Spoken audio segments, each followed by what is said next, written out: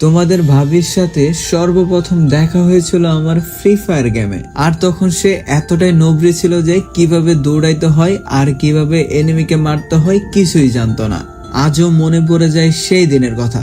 2023 সালের 7 ফেব্রুয়ারি সকালে ঘুম থেকে উঠে বিছানাতেই শুয়ে থেকে একটা র্যাঙ্ক ম্যাচ স্টার্ট দেই। আর সেই ম্যাচেই আমার সাথে র্যান্ডম প্লেয়ার হয়ে পড়ে তোমাদের ভাবি। আমি শুরুতে বুঝতেই পারি না যে ওই আইডিতে একটা মেয়ে গেম খেলতেছে, কারণ তখন তার আইডিতে নিজের নামই দেওয়া ছিল না। নতুন একটা আইডি খুললে গেরেনা অটোমেটিকলি একটা নাম দিয়ে দেয়, সেটাই ছিল। আর সত্যি কথা বলতে কিভাবে নাম চেঞ্জ করতে হয় সেটা তখন জানতোই না। আর এই জন্যই আমি বুঝতে পারি নাই যে ওই আইডিতে একটা মেয়ে গেম খেলতেছে। আর তারপর আমি পিকের ভিতরে ল্যান্ডিং করি এবং সবার আগে রাশ দিয়ে আমি মরে যাই। বেঁচে থাকে শুধু আমার সেই র্যান্ডম প্লেয়ারটা। আর তারপর আমি সেই প্লেয়ারটাকে বলি, ভাইয়া আমাকে রিভাইভ দেন। আর তারপর সে রিভাইভ তো দিতে পারতেছিলই না, জয়স্টিকটাই না এইদিক সেদিক দৌড়াইতেছিল। আর এইগুলা দেখে আমি কইতেছি, আরে ভাই কি করতেছো এইগুলা? ওই যে সামনের ঘরে টোকেন আছে, টোকেনটা নিয়ে রিভাইভ দাও আমারে। আর তারপর বুঝতে পারলাম প্লেয়ারটা আমার কথা শুনতেছে, কিন্তু আমি কোন ঘরের কথা বলছি যেই ঘরে টোকেন আছে সেই ঘরটা খুঁজে পাইতেছে না। সে একবার এই ঘরে আইতেছে, সে আরেকবার ওই ঘরে যাইতেছে। আমি যে বলতেছি সামনের ঘরে, সামনে বললে পিছনে যাই, পিছনে বললে সামনে আসে। কি একটা নাজেহাল অবস্থা। তখন আমি মনে মনে ভাবলাম হয়তো প্লেয়ারটা আমার সাথে মজা নিতেছে। তাই আমি এক প্রকার রেগে গিয়ে বললাম, কি রে ভাই তুই এইদিক সেদিক ঘুরতেছিস, রিভাইভ দেস না কেন? দেখলাম আমার কথায় তার কোনো রেসপন্স নাই। তখন আমি রেগে গিয়ে বললাম, কি রে বট শট কই থেকে আমার মেসে পড়ে? বালগুলো একটা রিভাইভও দিতে পারে না। যদি গেম খেলতেই না পারে তাহলে গেম খেলতে আসতে বলে কেডা? তো এই ধরনের আরো অনেকগুলো বকাঝকা দিলাম। আর তারপরে দেখি প্লেয়ারটা মাইক অন করলো, বলতেছে কি ব্যাপার, আপনি আমাকে বকা দিলেন কেন? এত বকা তো আমার আব্বু আম্মু কখনো জীবনে দেয় নাই। আমি রিভাইভ দিতে পারলে তো আমি আপনাকে আগেই দিয়ে দিতাম। এত কইতে হইতো, শুধু শুধু আমারে এতগুলা বকা দিলেন। পোষা বেডা, যান আপনারা আর রিভাইভই দিব না।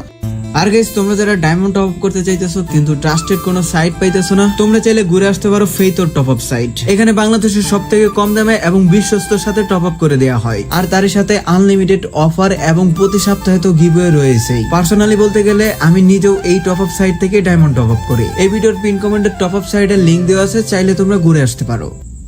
মেয়েটার ভয়েস শুনে আমি তো পুরাই ফিদা হয়ে গেলাম। আমার লাইফে আমি কখনো এত সুন্দর ভয়েস কখনো শুনিনি। মনে হচ্ছে তার কণ্ঠের প্রেমে পড়ে গেলাম। আর মনে মনে ভাবতে শুরু করলাম যে মেয়েটার ভয়েস এত সুন্দর, এত মধুর হতে পারে, না জানি সে দেখতে আরো কত বেশি সুন্দর হবে। আর এইগুলো ভেবেই আমি তার সাথে আস্তে আস্তে কথা বলার চেষ্টা করলাম। আর তাকে বোঝাতে শুরু করলাম কিভাবে গেম খেলতে হয়। তাকে আমি বুঝিয়ে দিলাম যে এটা দৌড়ের বাটন, এইটা দিয়ে দৌড় দিবেন। তাকে দেখিয়ে দিলাম কিভাবে এনিমিকে ফায়ার দিতে হয়, কিভাবে ওয়াল মারতে হয়। এত কিছু দেখানোর পরেও মেয়েটা শেষ পর্যন্ত আমাকে রিভাইভ আর দিতে পারেনি। ম্যাচটা শেষ হতে হতে কেন জানি মনটা আমার মেয়েটার জন্য ছটফট করতে শুরু করলো। তাই আমি কৌতূহলবশত মেয়েটাকে অ্যাড দিলাম। 2-3 বার অ্যাড দেওয়ার পর অবশেষে মেয়েটা আমার গ্রুপে চলে আসলো। আর তারপর মেয়েটাকে বললাম, চলুন আরো আমরা কয়েকটা ম্যাচ খেলি আর আপনাকে দেখাই দেই কিভাবে গেমটা খেলতে হয়। তখন মেয়েটা আমার মুখের উপরেই বলে ফেললো, আপনি তো সবার আগে নিজেই মরে গেছেন, আপনি কিভাবে আমাকে খেলা শিখাইবেন? তখন একটু লজ্জা পেলেও আমি তাকে বললাম, দেখো বারবার তো আর ভালোভাবে খেলা যায় না, মাঝে মাঝে তো মরতেই হবো। যদি না মরি তাহলে এনিমিরা কাকে মারবে? একবার আমি মারবো আর একবার এনিমিকে মারবো, এভাবেই তো খেলা হয়। তখন মেয়েটা বলল, হ্যাঁ তা ঠিক বলছেন। আর এভাবেই আস্তে আস্তে নানান বাহানায় মেয়েটার সাথে কথা বলা শুরু করলাম। আর এইভাবে গেম খেলতে খেলতে কখন জানি ফোনের চার্জ শেষ হয়ে গেছে বলতেই পারি না। সত্যি কথা বলতে তার কথার মায়ায় এত ভাবে পড়ে গেছিলাম যে দুনিয়ার বাকি সকল কথা ভুলে গেছিলাম। এবার মেয়েটাকে বললাম, আচ্ছা আমার ফোনে তো চার্জ শেষ, আমি আবার একটু পরে খেলবো, আমি আপনাকে ফ্যান রিকোয়েস্ট পাঠাচ্ছি, আপনি ফ্যান রিকোয়েস্টটা ধরে রাখেন। তখন মেয়েটা বলল, আচ্ছা আপনার ফ্যান রিকোয়েস্ট ধরে আমার কি লাভ? তখন আমি বললাম, আপনার কি লাভ হবে সেটা তো আমি জানি না, তবে এটুকু বলতে পারি আমার ফ্যান রিকোয়েস্ট ধরলে আপনার কখনো লস হবে না। তাছাড়া শুনেছি সুন্দরী মেয়েরা নাকি ফ্যান রিকোয়েস্ট ধরলে আরো বেশি সুন্দর হয়ে যায়। তখন মেয়েটা বলল, আচ্ছা এখন বুঝলাম আমার সাথে ফ্লার্ট করা হচ্ছে তাই না? তখন আমি বললাম, না না, ফ্লার্ট করবো কেন? তবে একটা সত্য কথা বলি, আমার লাইফে ফার্স্ট টাইম এত ভালো সময় আপনার সাথে কাটাইলাম। তাছাড়া এখন দুপুর বেলা হয়ে গেছে, আপনি জানেন এখন পর্যন্ত আমি সকালে খাইনি। কারণটা হচ্ছে আমি আপনার সাথে গেম খেলে কথা বলতে বলতে সবকিছু ভুলে গেছি, আমার এইগুলো মনেই নাই। তারপর মেয়েটা বলল, আচ্ছা আপনি সকালে খাবার খান নাই, এখন আমার উপরে দোষ দেওয়া হচ্ছে তাই না? দাঁড়ান, আপনার আম্মুর নাম্বারটা দেন, আমি আপনার আম্মুর কাছে বিচার দিতেছি। তখন আমি বললাম, না না না, এটা ভুলেও করা যাবে না। তখন আমার আম্মু আমাকে জারো দিয়ে পিটাইবে। তো এগুলো বলতে বলতে আমার ফোনটা অফ হয়ে যায়। আমি তখন জানিও না যে মেয়েটা আদৌ ফ্যান রিকোয়েস্ট অ্যাকসেপ্ট করছে কিনা। আর তারপর আমি তাড়াতাড়ি করে ফোনটা যখন চার্জে দিতে যাই তখন দেখি কারেন্টটাও চলে গেছে। তখন আমার কাছে এত খারাপ লাগতেছিল যেটা বলে প্রকাশ করতে পারবো না। আমি তো মনে মনে তার আশা ছেড়েই দিতে শুরু করলাম। আর তারপর ফ্রেশ হয়ে খাওয়া দাওয়া করে এসে দেখি কারেন্ট অলরেডি চলে এসেছে। তারপর তাড়াহুড়ো করে ফোনটার চার্জে লাগিয়েই আবারও গেমে ঢুকলাম। আর এবার দেখি মেয়েটা ফাইনালি আমার ফ্যান রিকোয়েস্টটা ধরেছে। এবার জানি মনের ভিতরে অন্যরকম একটা শান্তির হাওয়া বইতে শুরু করলো। আর নিজেকে নিজেই বলতে শুরু করলাম, ইস আমি কি পাগল হয়ে গেলাম নাকি? একদিনের ভিতরেই একটা মেয়ের জন্য আমি এত পাগলামি করতেছি।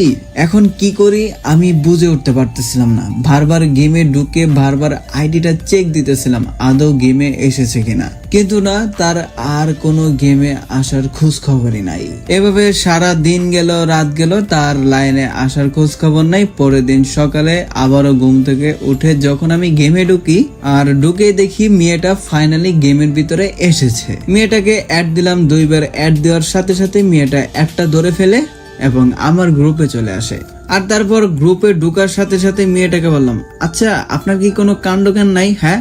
তখন মেয়েটা বলল, কেন কাণ্ডজ্ঞান থাকবে না কেন, কি হয়েছে? আমি আবার কি করলাম? তখন আমি বললাম, আপনি যে গতকালকে লাইন থেকে বের হলেন তারপরে কি আর গেমে আসতে হয় না? আমি কতবার গেমে ঢুকে আপনাকে চেক করছি, আপনাকে একটা বারো লাইনে পাইনি। তখন মেয়েটা আমাকে ন্যাকামি করে বলতেছে, আমি আপনাকে কতবার গেমে ঢুকে খুঁজেছি, একবারও পাইনি, লাইনে ছিলেন না, আপনার আইকেল গেম নাই। বেড়া মানুষ একদিন কথা না কইতে কইতেই পাগল হয়ে গেছে। আর এটা শোনার পর আমার রিয়াকশন, কুসবি একটা মেয়ের ভয়েস কিভাবে এত কিউট এত সুন্দর হতে পারে? কারণ আমি তো তোমাদেরকে ওইভাবে বলতে পারতেছি না, কারণ শুধুমাত্র মেয়েরাই ওই ধরনের ন্যাকামিটা করতে পারে। আর এভাবেই তার সাথে হাজারো পাগলামি, হাজারো ঠাট্টা, হাজারো ন্যাকামি ঘিরে আমাদের সম্পর্কটা আস্তে আস্তে মজবুত এবং গভীর হতে শুরু করে। আর অন্যদিকে মেয়েটাকেও ভালোভাবে ট্রেনিং করাইতে করাইতে মেয়েটাকেও ভালো গেম প্লে শিখিয়ে ফেলছি। আর এভাবেই আস্তে আস্তে তার গেম প্লের স্কিল ভালো হতে শুরু করে। একটা সময় আমরা দুইজনকে মনে হয় ভালোবেসে ফেলেছি। আমি তো তাকে প্রথম দিনই ভালোবেসে ফেলেছি, কিন্তু আমি তাকে কখনো বলি নাই যে আমি তাকে ভালোবাসি। আমি শুধু চেয়েছিলাম তার সাথে থাকতে, তার পাশে থাকতে, তার সকল কষ্টগুলো ভাগ করে নিতে এবং আমার হাসিগুলো তার সাথে শেয়ার করতে। আমি শুধু চেয়েছিলাম সে সব সময় আমার আশেপাশে হাসি খুশি থাকুক, সকল বিপদে যেন আমি তার পাশে থাকতে পারি। আর আমি একটা জিনিস ছোটবেলা থেকে শিখে এসেছি যে ভালোবাসার থেকে ভালো রাখাটা বেশি ইম্পর্টেন্ট।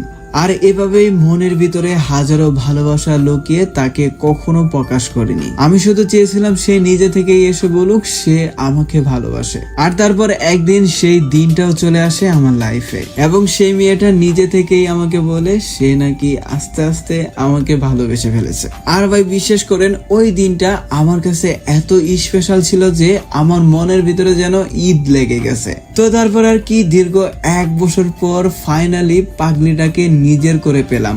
আর এভাবেই দীর্ঘ 6 মাস আমরা এত ভালো এত সুখে ছিলাম যেটা বলার মতো না। মনে হচ্ছিল আমরা গার্লফ্রেন্ড বয়ফ্রেন্ড না, আমরা হলাম হাজবেন্ড ওয়াইফ। শুধু এই নয়, আমরা বিয়ের পরে কয়টা বাচ্চা নিব এগুলোর প্ল্যান করে ফেলি। ছেলে হলে কি নাম রাখবো আর মেয়ে হলে কি নাম রাখবো সবকিছু ডিসাইড করে ফেলি। কিন্তু ভাই বিশ্বাস করেন এত স্বপ্ন, এত আশা, এত ভালোবাসা একদিন সবকিছু ধূলিসাৎ হয়ে যায়। আজও সেই দিনের কথা মনে হলে হৃদয়টা কেঁপে ওঠে। ভালো তো আমি এখনো তাকেই ভাসি আর সারা জীবন ভালোবাসবো। আর তাই তো ভিডিওতে তোমাদের ভাবি হিসেবে তাকে পরিচয় করাই দিছি। আর এভাবেই এত শত ভালোবাসার পরেও তাকে আর আমার পাওয়া হয়নি। তো এই ছিল নিনজা ভাই আমার না পাওয়ার ভালোবাসার গল্প। আর আমার জন্য সবাই দোয়া করবেন, আমি যেন তাকে না পেয়েও তাকে সারা জীবন ভালোবেসে যেতে পারি। তো এরকমটাই লিখে পাঠাইছেন রাকিব হোসেন নামে একটা সাবস্ক্রাইবার। তো রাকিব ভাইয়া তোমাকে অসংখ্য ধন্যবাদ এত কষ্ট করে একটা গল্প শেয়ার করার জন্য। আর ভাই তোমার সাথে যেটা ঘটেছে সেটা সত্যি অনেক খারাপ হয়েছে। তো সবশেষে রাকিব ভাই তোমার জন্য অনেক দোয়া এবং ভালোবাসা রইলো। আর গাইস শেষমেশ মেয়েটার সাথে কি হয়েছে, কেন তাকে পায় নাই, কেন তাকে ছেড়ে দিতে হয়েছে, বা কি হয়েছে মেয়েটার সাথে যার কারণে এত শত ভালোবাসার পরেও ছেলেটা মেয়েটাকে হারিয়ে ফেলছে। আর কি এমন ঘটনা ঘটছে যেটার কথা এখনো মনে হলে সেই ছেলেটার বুক কেঁপে ওঠে। আর এই সকল কিছু জানতে হলে তোমাদের এই ভিডিওতে বেশি বেশি লাইক করতে হবে, কমেন্ট করতে হবে এবং শেয়ার করতে হবে। আর যখনই তোমরা এই ভিডিওতে বেশি বেশি লাইক কমেন্ট শেয়ার করবে তখনই আমরা ওই ছেলের সাথে কথা বলবো এবং শুনবো যে তাদের সাথে কি ঘটেছিল যার জন্য তারা একে অপরকে ছেড়ে দিতে বাধ্য হয়েছে। আর গাইস এইটুকু তোমরা শিওর থাকো যে এই ভিডিওতে যদি বেশি লাইক কমেন্ট শেয়ার আসে তাহলে নেক্সট পার্টটা একদম ধামাকা হতে চলেছে। তো গাইস এই ছিল আজকের ভিডিও। যদি ভিডিওটি ভালো লেগে থাকে অবশ্যই ভিডিওটিতে লাইক করো, চ্যানেলটিতে নতুন হলে চ্যানেলটি সাবস্ক্রাইব করো এন্ড পাশে থাকা অল নোটিফিকেশন বাটনটিও অন করে দাও যাতে করে এই চ্যানেলের নতুন নতুন ভিডিও সবার আগে পেয়ে যাও। তো টাটা, বাই বাই, আল্লাহ হাফেজ।